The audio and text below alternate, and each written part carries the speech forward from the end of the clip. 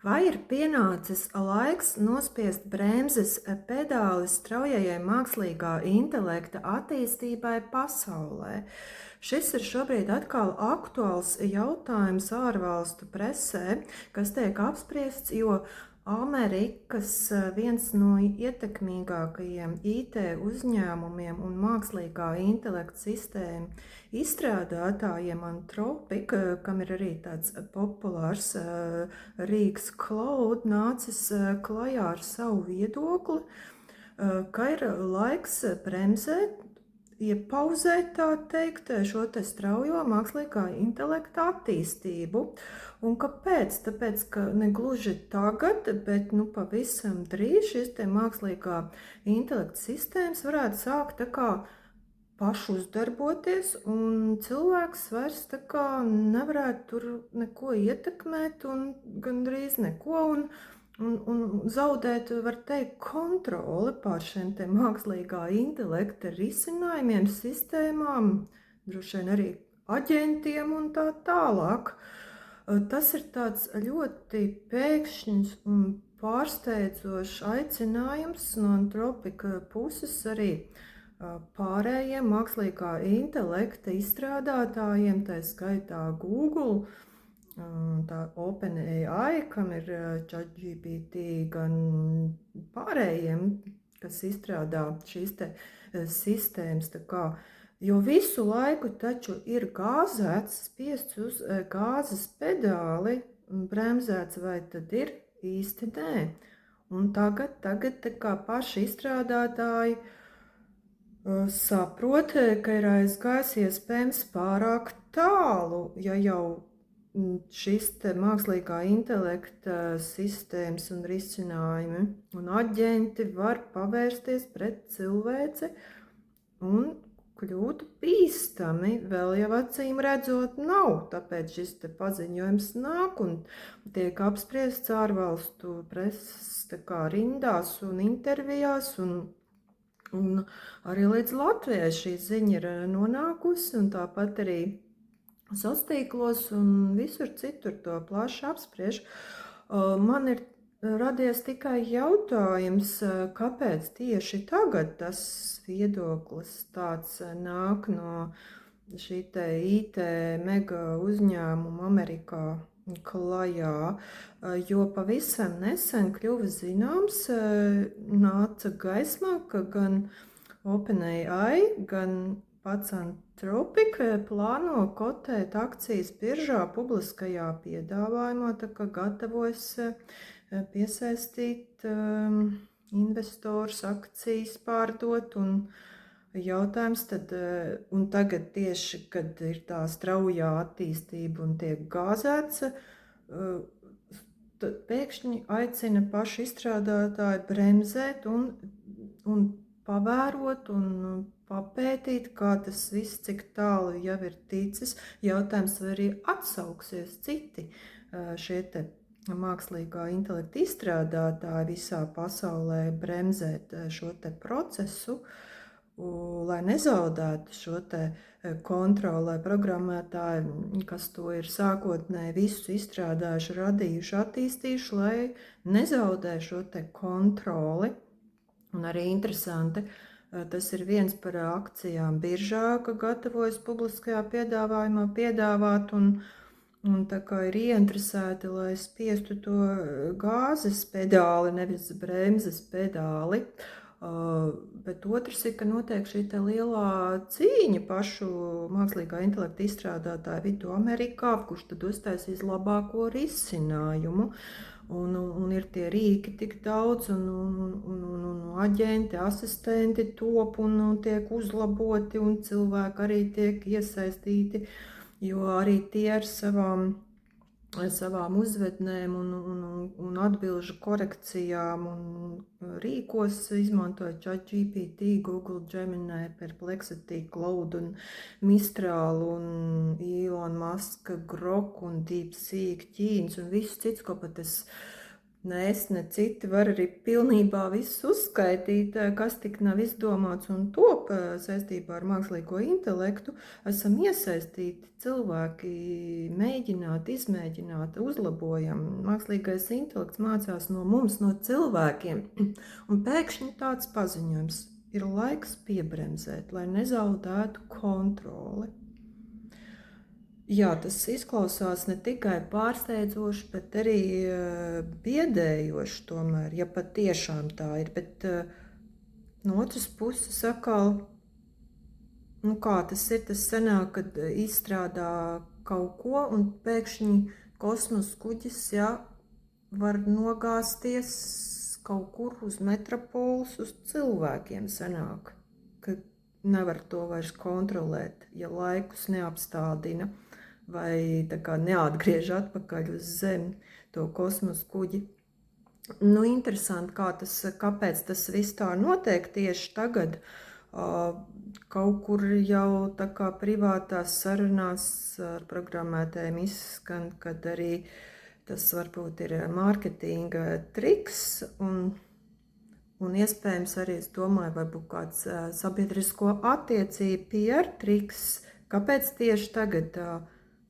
par to tiek runāts, lai tā kā varbūt parādītu to savu spēju kontrolēt šīs te mākslīgā intelekta sistēmas, saprast, ka prot apstāties, kad mēs spējam paturēt varu savās rokās, tā teikt, grožu savās rokās, un arī tie, kas pirks akcijas, ja nonāks līdz tam publiskajam piedāvājumam, kotēs biržā akcijas, gan OpenAI, kam ir ChatGPT, gan arī pats Anthropic. Tāpat tuliņās ir tas SpaceX, kas Elonam Muskam ir, bet tas ir cits mazliet, tas ir uzņēmuma tips, bet šie te Anthropic un OpenAI, tā kā varbūt te kaut kāda sacensība notiek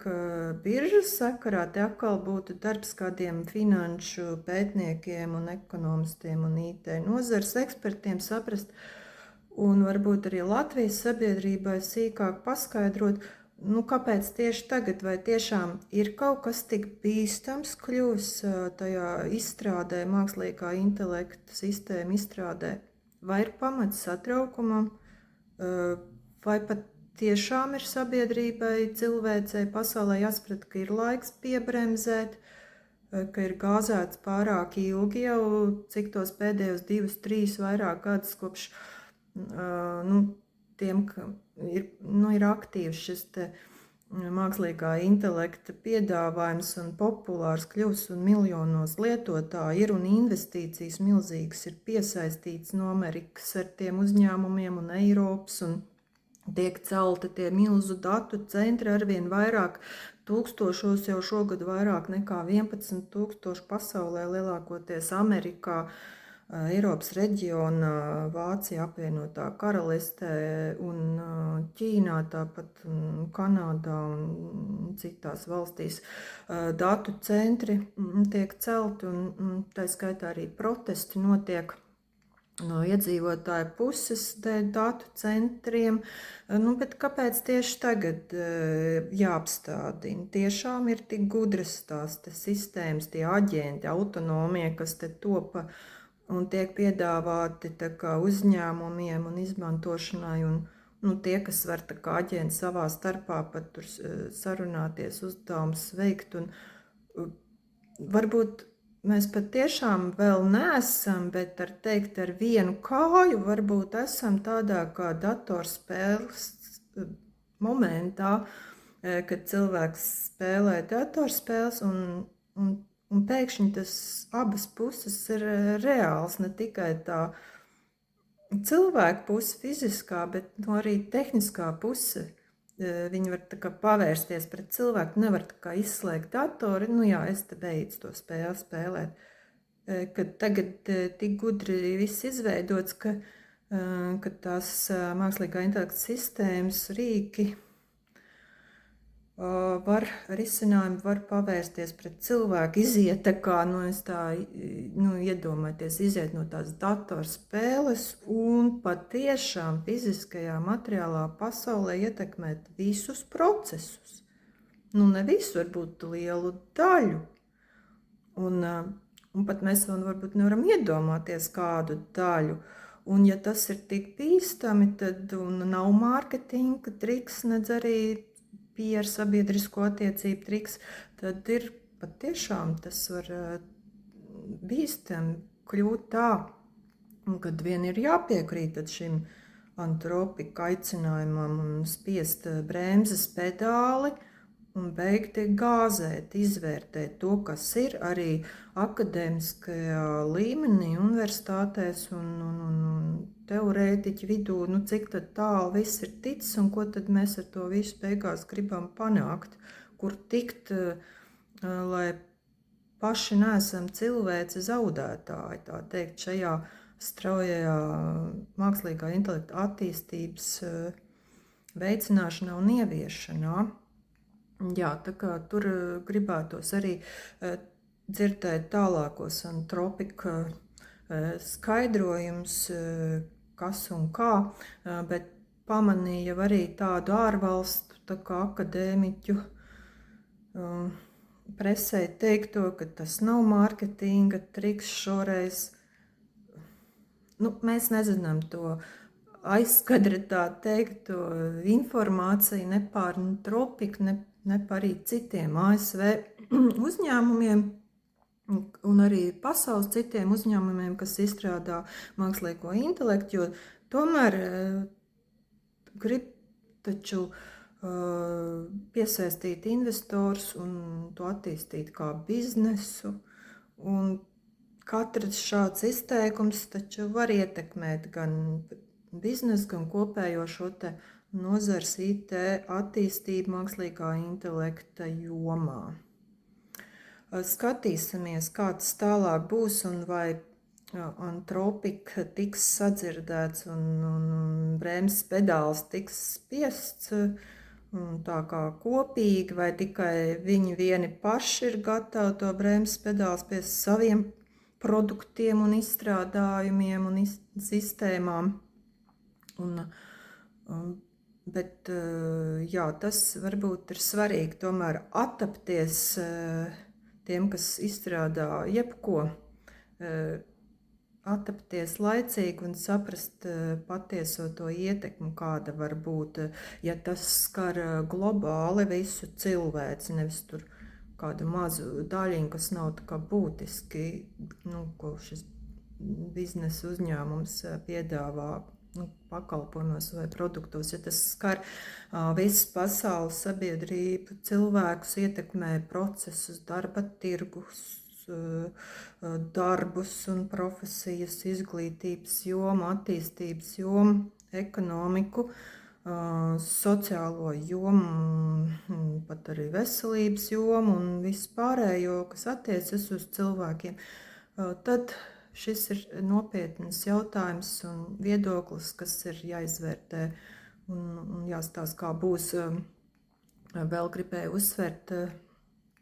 tādu lietu, ka viens Amerikā zināms politiķis bija izteicies, ka patiesībā tas mākslīgais intelekts jau nav radies gluži no zila gaisa, ka tas ir viss mūsu pasaules cilvēks kolektīvais intelekts, jo esam tur tā kā iesaistīti paši, jo datus tā kā ņem no publiskajā vidē pieejamiem datiem, kas ir, ko ir publicējuši internetā gan vēsturnieki, arhivāri, masu mēdīji, žurnālisti, autorraksti, mūziķu, mākslinieku darbi, juristu darbi, viss pārējais, kas ir uzņēmuma publicētais un ir uzticama pārbaudīta informācija. un arī, kas vēl nav pārbaudīta, jau ir aizgājusi tajā kopīgajā informatīvajā katlā, no kurienes tad paņem mākslīgais intelekts tās atbildes savos mākslīgā intelekta rīkos, kurus aktīvi jau liela daļa pasaules lieto, ChatGPT, Claude, Google, Gemini, Perplexity un viss Grok, un tas saistīts ar X, to platformu arī ir, un viss pārējie, kas lieto, mēs esam iesaistīti šo atbilžu veidošanā, un pat tiešām var teikt, ka mēs esam līdzdarbojušies ar savu cilvēku intelektu visā pasaulē.